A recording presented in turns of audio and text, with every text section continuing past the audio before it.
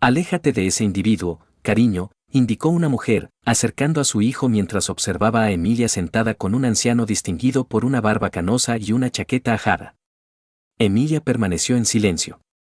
Simplemente le extendió la mitad de su sándwich, el sol del atardecer iluminando a los tres bajo el roble.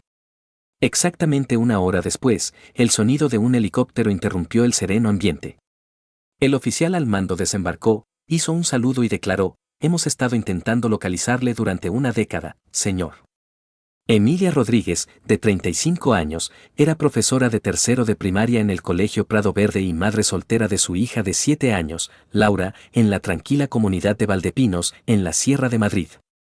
Los domingos por la tarde eran sagrados, un periodo para que se desconectaran de los dispositivos electrónicos y fortalecieran su vínculo mutuo. Este domingo en particular las encontró situadas en el Parque del Río, con una manta extendida bajo su roble preferido y una cesta de picnic rebosante de sándwiches caseros y fruta fresca colocada entre ellas. Mientras Emilia disponía su refrigerio, observó a un anciano sentado solo en un banco a unos 30 metros de distancia. Su cabello y barba plateados parecían descuidados, su atuendo envejecido, pero limpio. Lo más notable eran sus ojos, agudos, pero de alguna manera remotos, como si percibieran algo mucho más allá de los confines del parque. Emilia observó cómo otros asistentes al parque mantenían una distancia significativa del hombre. Los padres apartaban a sus hijos con silenciosas admoniciones. Los corredores ajustaban sus trayectorias. El hombre parecía ocupar su propia esfera aislada en medio del bullicioso parque. «Mami, ¿por qué ese hombre está solo?», inquirió Laura, siguiendo la mirada de su madre. Emilia notó que el hombre no poseía nada más que una botella de agua de plástico, rellenada en la fuente del parque. Sin provisiones, sin bolsa de transporte, sin material de lectura, simplemente él mismo y cualesquiera contemplaciones que mantuvieran su atención fija en el horizonte. «Creo», respondió Emilia con cuidado, «que podría estar pasando hambre. ¿Deberíamos compartir nuestra comida?». Laura asintió con entusiasmo, eligiendo ya el mejor sándwich para ofrecer. Mientras Emilia se acercaba al hombre, sintió miradas de desaprobación de las familias adyacentes. Una mujer en una merienda cercana negó con la cabeza con evidente desaprobación. Alguien murmuró un comentario sobre fomentarlos. «Disculpe, señor», dijo Emilia en voz baja. «Mi hija y yo tenemos más comida de la que podemos consumir. ¿Le interesaría unirse a nosotras?». La mirada del hombre se desvió gradualmente hacia su semblante, evaluando, quizás cuestionando sus intenciones. Tras una breve pausa, asintió una vez. «Estamos situadas justo allí», prosiguió Emilia, señalando su manta. «Nada elaborado, simplemente sándwiches y limonada». El hombre la siguió de regreso a su lugar de picnic. Se movía con una agilidad inesperada para alguien que parecía tan desgastado por las experiencias de la vida. «Soy Emilia, y esta es Laura», ofreció mientras él se acomodaba con cuidado en el borde de su manta. El hombre asintió con la cabeza pero no reveló su nombre. Emilia se abstuvo de presionarlo.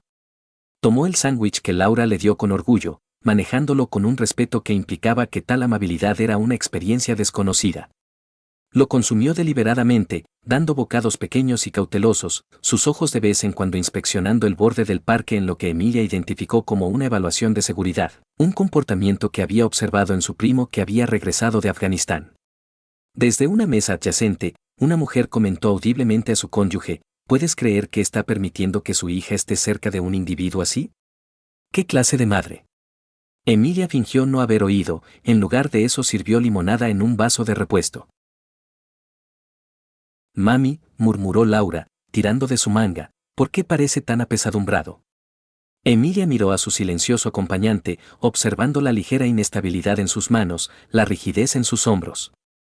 «Quizás», respondió ella suavemente. «Porque ha pasado mucho tiempo desde que alguien se ha sentado con él. Si crees que un individuo virtuoso merece ser recordado, quédate aquí con nosotros». Al concluir su comida, el hombre metió la mano en su desgastada chaqueta y extrajo meticulosamente un trozo de tela doblado, un parche, discernió Emilia, con costuras desvaídas que deletreaban: «Cuarta Fuerza de Reconocimiento de Infantería de Marina ECO», rodeando un emblema que no identificó. «Mi padre sirvió en la Infantería de Marina», mencionó Emilia, reconociendo la asociación militar. Rara vez hablaba de ello. El hombre asintió, un breve entendimiento brillando en su rostro. Sus dedos trazaron el bordado con una facilidad bien practicada, como si restableciera una conexión con una parte de sí mismo. Estuve presente, afirmó, su voz áspera por el desuso. Luego ya no lo estuve. Su enigmático comentario quedó flotando entre ellos. Emilia se abstuvo de seguir preguntando, intuyendo que esas eran las más palabras que había pronunciado a alguien en un periodo considerable. Laura, con la cándida sencillez de una niña, señaló una cicatriz visible en su muñeca. ¿Te hirieron, Laura? Emilia comenzó a reprender, pero el hombre negó suavemente con la cabeza. Hace mucho tiempo, le informó a la niña. A veces, el exterior sana más rápido que el interior. Un hombre que paseaba con su familia aminoró la marcha, observando abiertamente su inusual reunión. Levantó su teléfono móvil, fingiendo capturar un autorretrato con el parque como telón de fondo, pero Emilia discernió que, de hecho, los estaba fotografiando. Momentos después, lo vio mostrando su teléfono a otros, riendo. El anciano caballero también observó esto. Su postura se volvió rígida, sus ojos recuperando esa expresión remota. Comenzó a redoblar el parche, preparándose para retirarse. ¿Le apetecería más limonada antes de marcharse?, inquirió Emilia, intentando aliviar su malestar. Mientras tomaba el vaso, pasó un corredor, ataviado con una camiseta de la Infantería de Marina. Echó un vistazo a su picnic, luego miró 2 veces al notar el parche en las manos del hombre. Redujo la velocidad, mirando hacia atrás varias corticosteroides antes de reanudar su carrera con un renovado sentido de urgencia. Sin que Emilia lo supiera, el corredor, el sargento de Estado Mayor Marcos Villanueva, había identificado la distintiva insignia de la Fuerza de Tarea ECO. Esa misma noche, hizo una publicación en un foro confidencial de veteranos, posible avistamiento del coronel Rivas en el Parque del Río. No del todo seguro, pero el parche de la FT ECO era inconfundible. Cualquiera en la zona de Valdepinos, por favor, verifique. La fotografía capturada por el espectador burlón ya había comenzado a circular en las plataformas de redes sociales locales, acompañada del texto: cuando las madres solteras adoptan veteranos callejeros, abrazas malas decisiones. Sin embargo, al llegar a un foro militar restringido, suscitó una respuesta completamente diferente. Dios mío, ese es él, escribió un general retirado. Ese es Joaquín Rivas. En instantes, la imagen estaba siendo examinada por personal de inteligencia de diversas agencias. Se hicieron llamadas telefónicas a los más altos escalafones de la cúpula militar. El coronel Joaquín Rivas había liderado una unidad de reconocimiento de élite durante una operación clandestina en 2008. Según la documentación oficial, él y todo su destacamento habían muerto en combate. En realidad, Rivas había sobrevivido a un desastroso fracaso de la misión, uno que lo atormentaba con el sentimiento de culpa del superviviente y un trauma moral tan profundo que había renunciado a todo, incapaz de enfrentarse a las familias de los perdidos bajo su autoridad. Durante 10 años, había existido como un fantasma, trasladándose de un pueblo a otro, declinando la ayuda de veteranos que pudiera revelar su identidad y realizando trabajos informales por dinero en efectivo cuando era necesario. Su TPT lo había obligado al aislamiento, mientras persistían los debates en círculos clasificados sobre la controvertida decisión que había tomado en el campo, una decisión que algunos consideraban heroica y otros un trágico error de juicio. Ahora, tras años de búsqueda, había sido localizado, no por organizaciones de inteligencia ni por la policía militar, sino por una profesora de tercero de primaria compartiendo un sándwich en un parque público. Mientras Emilia recogía sus enseres de picnic, felizmente ignorante de las repercusiones que ya emanaban de su sencillo acto de bondad, Rivas le entregó silenciosamente a Laura una pequeña talla de madera de un pájaro que había sacado de su bolsillo, quizás la única posesión que tenía para ofrecer a cambio de su humanidad. Escribe, sí, si alguna vez has presenciado a un héroe olvidado simplemente porque permaneció en silencio durante demasiado tiempo. Exactamente 58 minutos después de que la fotografía comenzara a circular por las redes militares, el distintivo zumbido de las hélices de un helicóptero perturbó la tranquilidad del parque. Las familias alzaron la vista desconcertadas mientras un helicóptero Cougar se acercaba y se cernía sobre el área abierta junto a la zona de picnic. Los visitantes del parque se dispersaron mientras descendía, el potente flujo de aire doblando las ramas de los árboles y esparciendo servilletas y platos de papel por el césped. Emilia instintivamente acercó a Laura mientras 4 soldados uniformados descendían del helicóptero antes de que hubiera aterrizado por completo. Tras ellos, emergió un quinto hombre con atuendo militar formal, un oficial superior, a juzgar por las insignias que brillaban bajo el sol en su pecho. ¿Qué está ocurriendo, mami?, inquirió Laura, agarrando la mano de su madre. No estoy segura, cariño, respondió Emilia sinceramente, observando cómo los soldados examinaban a los asistentes restantes del parque con concentrada intensidad, sus miradas fijas en Rivas, quien se había puesto de pie, erguido con porte militar a pesar de su estado desgastado. El oficial se acercó a él directamente, deteniéndose a una distancia exacta antes de ejecutar un saludo formal. Coronel Joaquín Rivas, señor, declaró, su voz resonando por el ahora silencioso parque. Teniente Coronel David Herrera, mando de operaciones especiales de la Infantería de Marina. Solicitando permiso para escoltarle a su residencia, señor. Los visitantes del parque que no habían huido de la llegada del helicóptero miraban asombrados. Emilia y Laura permanecían inmóviles junto a su manta, observando cómo se desarrollaban los acontecimientos. La transformación de Rivas fue sutil pero significativa. Sus hombros se enderezaron, su barbilla se alzó y sus ojos, antes tan distantes, ahora se enfocaban con aguda precisión. Había supuesto que ya nadie seguía buscando, afirmó Rivas, su voz más robusta que cuando había conversado con Emilia. 10 años, señor, respondió Herrera. Nunca cesamos. Del helicóptero emergió otra figura, un caballero mayor con una cojera notable, vestido de civil pero moviéndose con un inconfundible porte militar. Al acercarse a Rivas, su compostura flaqueó. Joaquín, pronunció, la emoción haciendo que su voz se quebrara, creímos que te habíamos perdido para siempre. General Roldán, reconoció Rivas, su propia voz trémula. No estoy presente como su oficial al mando, corrigió Roldán. Estoy presente como el padre del capitán Miguel Roldán, el último individuo que rescató antes de que fracasara el intento de extracción. La comprensión iluminó el rostro de Emilia.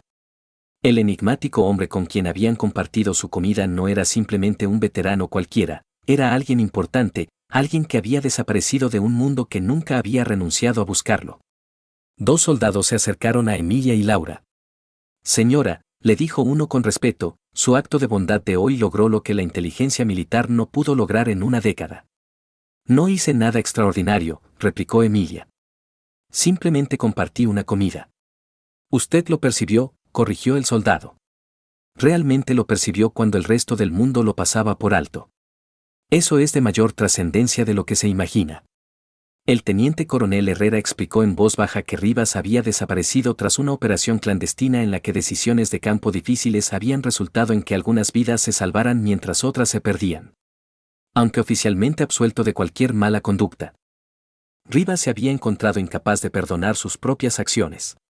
Desapareció en la oscuridad, su supervivencia conocida solo por unos pocos elegidos que habían dedicado años a rastrear avistamientos fragmentados en numerosos estados. Los detalles de la misión permanecen clasificados, le informó Herrera. Sin embargo, lo que estoy en libertad de revelar es que 8 familias han soportado 10 años sin un conocimiento completo de los últimos momentos de sus seres queridos. El coronel Rivas es el único individuo capaz de proporcionar esa resolución. Mientras Rivas se preparaba para embarcar en el helicóptero, se volvió hacia Emilia y Laura. Gracias, pronunció simplemente, las palabras imbuidas de la gravedad de una década de silencio. Emilia asintió, comprendiendo que a veces el regalo más profundo es tratar a alguien como el individuo que es, no como el espectro en el que se ha convertido. Mientras el helicóptero ascendía, un pequeño grupo de asistentes al parque que quedaban observaba en atónita quietud. La mujer que antes había criticado a Emilia se acercó con vacilación. Pido disculpas por mis comentarios anteriores, confesó. Hice una suposición. Todos hacemos suposiciones, respondió Emilia con gracia. Lo que realmente cuenta es la capacidad de ver más allá de ellas. La noticia de la dramática extracción en el parque circuló rápidamente por toda la ciudad. Los periodistas contactaron a Emilia buscando entrevistas, pero ella declinó todas las solicitudes. Esta no es mi narrativa que relatar, aclaró. Simplemente estuve presente cuando alguien necesitaba un compañero. En cuestión de días, los militares llevaron a cabo una ceremonia privada en la base de Rota. A las familias de los miembros perdidos de la Fuerza de Tarea ECO finalmente se les proporcionó un relato completo del valor de sus seres queridos. Rivas, aunque todavía lidiando con su pasado, había comenzado el arduo viaje de regreso a sí mismo. Una semana después, Emilia recibió una comunicación formal de la Infantería de Marina, expresando gratitud por su ejemplificación de los valores de compasión y humanidad, que encarnan los más altos principios de nuestra nación.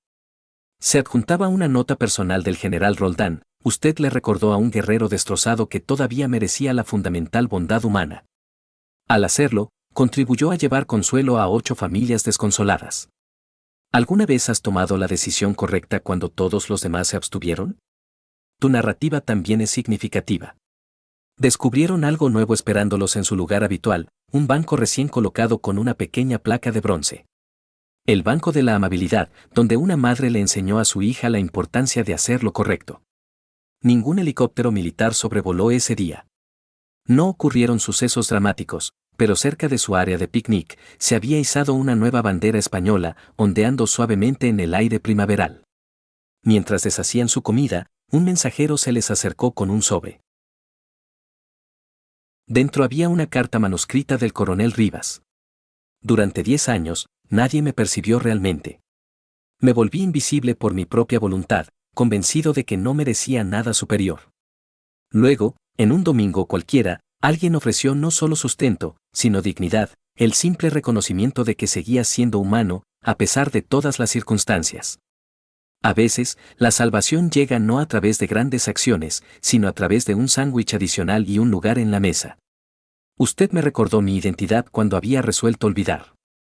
Por eso, no existe expresión de gratitud adecuada. La carta estaba firmada simplemente: un infante de marina agradecido. Se adjuntaba un pequeño dije de plata con forma de hoja de roble, un recuerdo del árbol bajo el cual habían compartido su refrigerio. Mientras Laura jugaba cerca, Emilia observó un cambio en cómo las personas utilizaban el parque. El banco parecía haberse convertido en una llamada silenciosa. Una anciana lo compartía con un joven evidentemente lidiando con la adicción. Un empresario con un traje caro se sentó junto a una mujer que organizaba sus pocas pertenencias en un carrito de la compra. Pequeños ejemplos de conexión florecieron donde antes existían obstáculos. Emilia sujetó el dije a la pulsera de Laura esa noche. ¿Qué significa? ¿Mami?, inquirió la pequeña. Significa, respondió Emilia, que a veces los individuos más valientes ya no visten uniformes, pero aún así merecen ser recordados. Algunos héroes no requieren presentación formal ni aclamación. Y a veces, la acción más sencilla, simplemente un asiento desocupado en una mesa, puede poner en marcha a toda una fuerza militar y sanar heridas ocultas durante años bajo la superficie. ¿Alguna vez has presenciado cómo se dejaba atrás a un héroe olvidado?